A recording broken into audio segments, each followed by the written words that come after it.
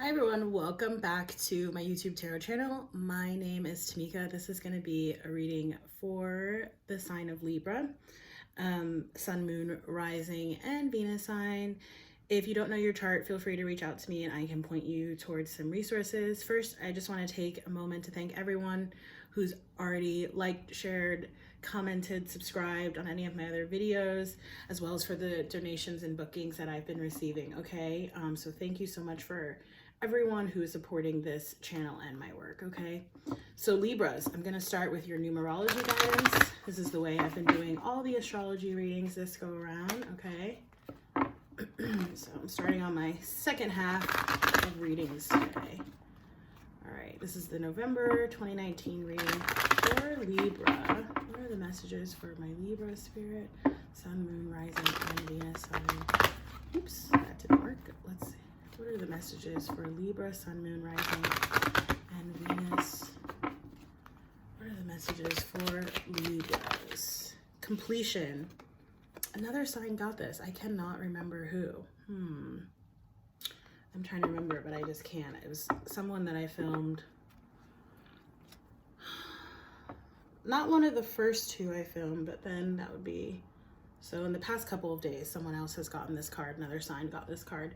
Completion. This is talking about the ending of something and the beginning of something new, okay? For a lot of us, I'm picking up on closing out karmic cycles and going into the next cycle of your life, okay? So this could be some kind of ending in a relationship or in a job, or some kind of new beginning in a relationship and a job. Those things usually go hand in hand, okay? Endings and beginnings. So that's your numerology guidance number 9, okay? I'm going to pull 5 cards from the Psychic Tarot, and then I'll pull additional tarot cards on top of that. So let me just get this going. Universal source of energies, angels, ancestors. What's going on with my shuffling today? Please give me clear and accurate messages for Libra collective. What are the messages for the sign of Libra, Sun, Moon, Rising, and Venus? What are the messages for the sign of Libra, Sun, Moon, Rising, and Venus spirit? What are the messages for Libra signs, Sun, Moon, Rising, and Venus? I saw Solitude come up there at the bottom of the deck, and in the every other day card reading that I post to Instagram, we did get the Hermit energy, okay? So you may be being tasked with, you know, having some alone time to just introspect and really think before you move forward, okay? Everyone's also getting chakra cards, okay? So I feel like there's a lot of chakra work that's being asked of us right now, aligning your chakras, clearing and protecting your chakras, making sure that you're really in touch with your intuition. At the bottom of the deck, I'm seeing spiritual union in the reverse, okay? So this could talk about a very significant soulmate connection. Perhaps this is on the rocks right now, or you guys may not be in communication with each other. This is not necessarily romantic. This could be parent, child, sibling, friend, someone you have a very deep connection and bond with. But for some reason right now, I'm feeling like there's not a lot of communication, okay? At the heart of your reading, you have the number 1, triumphant success, okay? So I feel like with this transformative energy that we're in right now, I feel like those people, and I said this earlier in my live reading, if you want to go check it out on my Instagram stories, my IG handle is posted in the description box. But yeah, as we're going through this transformation and transformational energy, okay, which is like during a transitory period, trying to get my words out,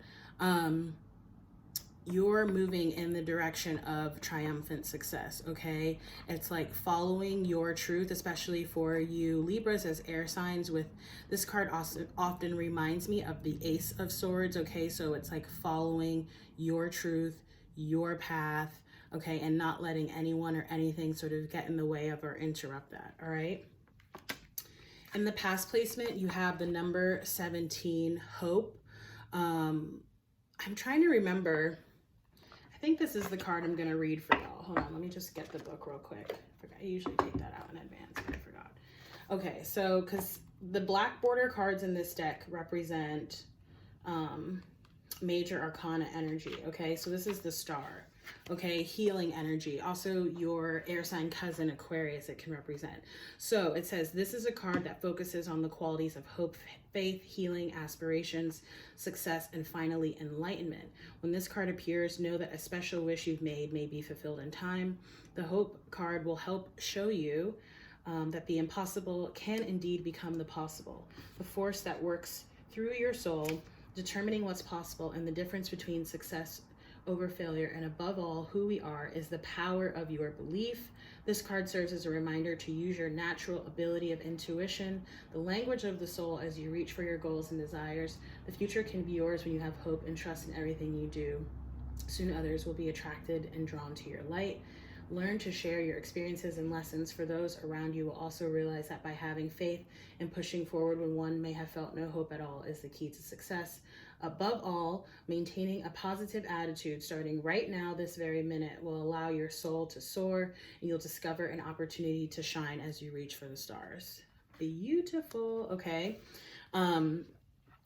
Below and crowning your energy, we actually have two of the chakra cards coming up in the reverse. Okay, so in the below energy, you have the crown chakra. Okay, so that's the highest chakra. Okay, that's where we receive intuitive messages and downloads, as well as your solar plexus chakra, which is the seat of creativity. I feel like you're being asked to transmute intuitive messages or downloads into creative outputs. Okay, so whether you are an artist, you know, expressly, or, you know, just sort of, you know, really deep diving into your creativity, which again is energy that I've been picking up on for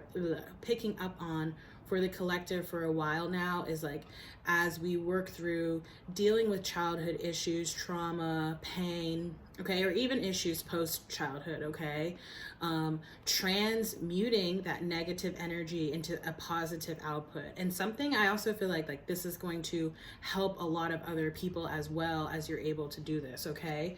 With both of the chakra cards coming up in the reverse, and this has been happening for a lot of the signs, okay? And I do encourage everyone to check out, you know, not just your sun sign, but your moon and your rising and your Venus, if you know those. Again, if you don't, reach out and I will help to point you in the right direction. You know, I'm feeling like a lot of us are feeling misaligned or unbalanced right now, okay? So whether you, like I just did my meditation for the day, I might do another one, or practicing yoga, walking meditation, which is some guidance that we've gotten recently as well. All of those things will really help to align and clear and promote your chakras so that you can receive these messages clearly, okay? Your outcome card in the reverse as well, and this is energy that I've been picking up on for some of the other signs as well. It's like you're almost like the brakes are being pumped a little bit right now, so that you can really figure out, you know, where you stand and where you want to go before, in fact, moving on. Because I feel like for a lot of us, there's going to be very fast, rapid movement forward, whether this is new opportunities coming in, new relationships or partners being formed, that kind of thing. And you're really going to want to have your intuition and your discernment on point for when that starts to happen. I feel like for a lot of people, this will start to pick up in Sagittarius season, and then especially going into 2020. Okay. All right. So let's get your tarot cards on top of this. I'm seeing the Queen of Wands. So I feel like Libra is like, you guys are definitely ready to take action on something. Okay. You've, you know, it seems like you've done the healing you need to do. You've found your truth. You're ready to move. There's just like, it's like putting the icing on the cake is what I'm feeling like. Okay. So we have the Judgment coming up here at the bottom. All right, so again, this is talking about karmic cycles, closing out a past cycle and starting something new, okay? It's time. It's time. Yay. Okay. All right. Knight of Pentacles here at the bottom of the deck. This is slow-moving, earth-grounded energy, okay? I feel like this is a message about, as you prepare to move forward, make sure that you're very grounded, that you've set your plans accordingly, okay? That you don't have to know all the steps, right? But that you know, okay, I'm gonna do this, and then in 2 weeks or in a month, I'm gonna do this. This is just an example, right? But having a solid sort of ground plan is what I'm picking up on this card, okay? This could also be someone coming towards you with some kind of monetary offer or needing to make some kind of monetary investment in order to move forward. And that could be what the holdup is here as well, okay? I'm gonna start with the past placement with the Hope card, which we know is the Star. This is coming out with the Five of Wands reverse. I love to see this card reverse. This is a card of conflict. You can see there's a lot of characters at play here. They each have a wand. It almost reminds me of like, you know, what's that saying? Like, opinions are like assholes. Everybody has one, right? And you've really moved past that kind of energy. Sort of, it's almost like you've stayed above the fray by having your hope and your faith, okay?